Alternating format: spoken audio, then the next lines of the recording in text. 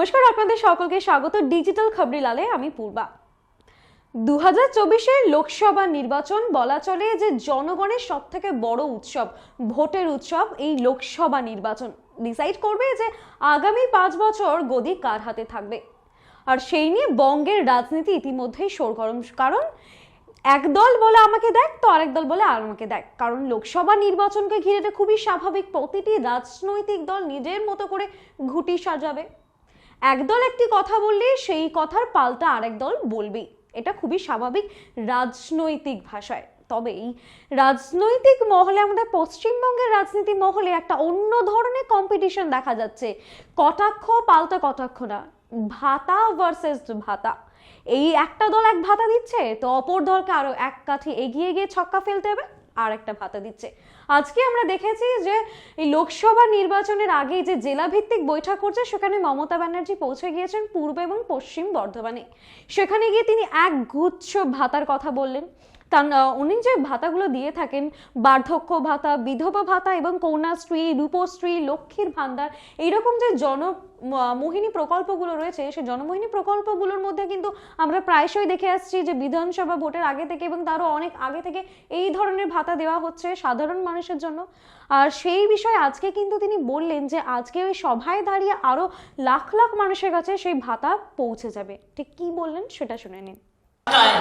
সমব্যথী প্রায় 19 লক্ষ মানুষ পেয়েছেন। খুশি তো? বাকি অনেক আছে বললাম না, তাহলে আমার রামায়ণ, মহাভারত, কোরআন, বাইবেল সবই প্রায় শেষ হয়ে যাবে, তাও আমার প্রোগ্রাম ফুরবে না। আজকে আরো কত লক্ষ লোক পাবে বলছি। প্রথমে তো বলি, বর্ধমান পূর্ব জেলা আজকে প্রায় 4 লক্ষ বেশি লোক পরিষেবা পাচ্ছে। আর বর্ধমান পশ্চিম জেলাও 1,60,000-এর মতো পরিষেবা পাচ্ছে। মানে এই মিটিং থেকে 5.5 লক্ষ লোকের কাছে ডাইরেক্ট তার টাকা ব্যাংক অ্যাকাউন্টে চলে যাবে এবং পরিষেবা পাবে। আপনি দেখতেই পেলেন মমতা ব্যানার্জি কি বললেন। তার ভাতা নিয়ে তিনি কিন্তু যথেষ্ট মানুষের কাছে বেশি গুরুত্বপূর্ণ একটা ভূমিকা পালন করছে, এমনটাই মনে করেন যে সাধারণ যে খেটে খাওয়া মানুষ, তাদের কাছে কি করে আরো বেশি করে পৌঁছে যেতে পারেন সেই বিষয়ে কিন্তু যথেষ্ট তৎপর বঙ্গের শাসক দল। কারণ আমরা দেখতেই পাচ্ছি যে লক্ষ্মীর ভান্ডার, রূপশ্রী যে রয়েছে, কন্যাশ্রী, এইসব যেগুলো রয়েছে বা বিধবা ভাতা, এইসব ভাতাগুলো কোথাও গিয়ে একটা মহিলাদের জন্যই বেশি করে দেওয়া হচ্ছে। কারণ মনে করা হচ্ছে যে মহিলাদের ভোট ব্যাংক কিন্তু যথেষ্ট গুরুত্বপূর্ণ। এবং বাড়িতে আমরা কিন্তু জানি যে সবার শেষ বাড়িতে কথা কিন্তু বাড়ির পুরুষ বললেও মহিলাদেরকেও কিন্তু একটা গুরুত্ব ভূমিকা বর্তমান যুগে দেওয়া হয়। সেক্ষেত্রে বাড়ির মহিলাদের একটি বড় অংশ ঘর পরিবার যেহেতু সামলান, তাদের ভোট যদি হাতে পাওয়া যায় খারাপ হয় না। সেদিক থেকে বলা চলে যে এই কন্যাশ্রী বলুন, রূপশ্রী বলুন বা লক্ষ্মীর ভান্ডার, এই প্রকল্পগুলো বঙ্গের শাসক দলকে টিকিয়ে রাখতে যে সাহায্য করেছে এবং হাতে গরমে তার ফল পেয়েছে, আমরা বিগত কয়েক বছর থেকে কিন্তু দেখতেই পাচ্ছি। 2021-এ যখন বলা চলে যে লক্ষ্মীর ভান্ডার প্রকল্পের প্রথম ঘোষণা করা হয়, মানুষের হিড়িক কিন্তু আমরা দেখেছি যে কিভাবে মানুষ কাতারে কাতারে লাইন দিয়ে সে লক্ষ্মীর ভান্ডারে আবেদন করেছেন। কেন? মাসের শেষে যে অর্থ হাতে আসে, সেই অর্থ দিয়ে তারা নিজেদের মতো করে ঘর সংসার চালাতে পারবেন বা মনে করবেন একটা কোথাও কন্ট্রিবিউট নিজেরাও সংসারে করছেন।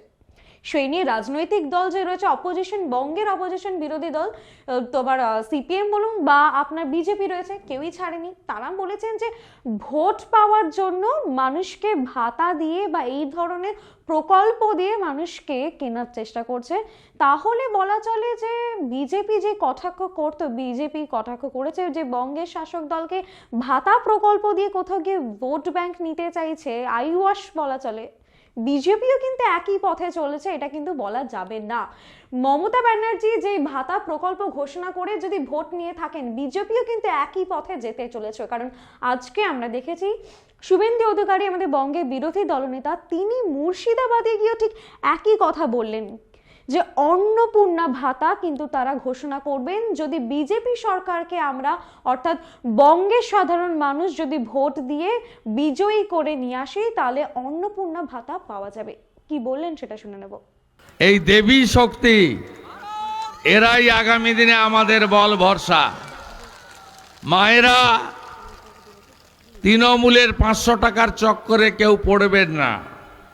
সব মাকে, দিদিকে, বোনকে বলবেন বিজেপি যেদিন পশ্চিমবঙ্গে সরকারে আসবে তার প্রথম ক্যাবিনেট মিটিংয়ে অন্নপূর্ণা যোজনা চালু করে আপনাদের 2000 করে আমরা টাকা দেব। দেখতেই পেলেন মুর্শিদাবাদের সভা থেকে শুভেন্দু কিন্তু বললেন যে অন্নপূর্ণা ভাতা দেওয়া হবে পশ্চিমবঙ্গের মা বোনেদেরকে। কোথাও কি একটা লক্ষ্মীর ভান্ডারেরই কপি বলা চলে, কারণ ভোট আসলেই এই ভাতার ছড়াছড়ি, প্রকল্পের ছড়াছড়ি আমরা দেখতেই পাই। সেই ভাতা প্রকল্পের ছড়াছড়ি যেন আরো এক কাঠি বেড়ে গিয়েছে। রাজনৈতিক মলে কিন্তু টিপ্পনি চলেই, কোথাও গিয়ে যেন এই ভাতা প্রকল্প নিয়ে নিলাম চলছে। এক দল যদি বলে 1000 দেব, অপর দল বলবে 2000 দিচ্ছি। সাধারণ মানুষের কি? আমার আপনার তো কিছু না। আমার আপনার কি? যে সরকার ভালো কাজ করবে, যে সরকার আমার আপনার কথা শুনবে, বা মাসের শেষে যেখানে দেখবো যে শান্তিতে সুখে থাকতে পারছি, সেই সরকারকেই আমি বেছে নিয়ে যাবো। এবার সেই সরকার যদি আরো জীবনকে আরো সুন্দর করে জীবনে থাকা যায় তার জন্য যদি প্রকল্প কিছু ঘোষণা করে, তাহলে তো আরো ভালো কথা। এবং একটা সরকার বলছে 1000 দেব, অপর সরকার বলছে 2000 দেব, তখনই তো মাথায় প্রশ্ন আসে যে তাহলে ঠিক কাকে দেব। আর মমতা ব্যানার্জি যখনই আপনার রূপশ্রী, কন্যাশ্রী বা বার্ধক্য ভাতা, বিধবা ভাতা এই ধরনের প্রকল্পের কথা বলেছেন, তখনই কিন্তু কটাক্ষের সম্মুখীন হতে হয়েছে বিজেপি, সিপিএম এর, কংগ্রেসের। ঠিক এবারে কিন্তু দেখা যাচ্ছে বিজেপিও সেই পথেই চলছে কোথাও গিয়ে একটা। না হলে কি কেউ আর মুর্শিদাবাদে এরকম সভা থেকে অন্নপূর্ণা ভাতার কথা বলেন? ভেবে দেখেছেন কখনো যে সত্যি ভাতা নিয়েও রাজনৈতিক শুরু হয়ে গেছে? আর আমরা কিছুদিন আগেই দেখিয়েছি বার্ধক্য ভাতা দিয়েছেন আমাদের অভিষেক বন্দ্যোপাধ্যায়। কোথায়? ডায়মন্ড হারবার। আমাদের যে ডায়মন্ড হারবার লোকসভা কেন্দ্র, সেখানে কিন্তু তিনি বড় ঘোষণা করেছিলেন যে বার্ধক্য ভাতা দেবেন না, সেই ভাতা কিন্তু তিনি দিয়েছেন। এবার দেখুন সামনেই লোকসভা নির্বাচন, এই ভাতা দেওয়া অর্থাৎ বার্ধক্য ভাতা, রূপশ্রী, কন্যাশ্রী এগুলো তো বেড়ে গিয়েছে। আর ঠিক কিছুদিন আগে কিন্তু আমরা দেখেছি ইমাম যারা রয়েছেন বা পুরোহিত রয়েছেন তাদেরও কিন্তু 500 টাকা করে বাড়িয়ে দেওয়া হয়েছে। ঠিক এইভাবেই কিন্তু আমাদের বঙ্গের রাজনীতিতে এই মুহূর্তে জল খোলা হচ্ছে। একদল বলছে আমি 1000 দিলে অপর দল 2000 দেবে, আর সেখানে গিয়ে চাপ তৈরি হয়ে যাচ্ছে সাধারণ মানুষের। ঠিক কাকে ভোট দেবেন? আপনার ভোট, আপনি যাকে দেবেন সেটা আপনার নিজস্ব ব্যক্তিগত, যে আপনি কাকে সরকারে আনতে চান।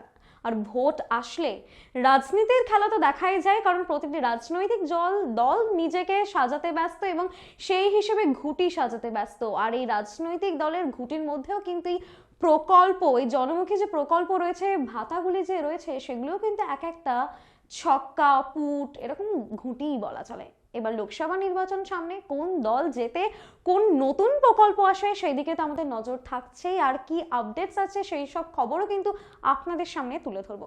আপনাদের চোখ থাকুক ডিজিটাল খবরিলালে এবং সাবস্ক্রাইব করতে ভুলবেন না ডিজিটাল খবরিলাল ইউটিউব চ্যানেলকে, কারণ খবর আপনাদের, নজর আমাদের। ডিজিটাল খবরিলাল, খবর আপনাদের, নজর আমাদের।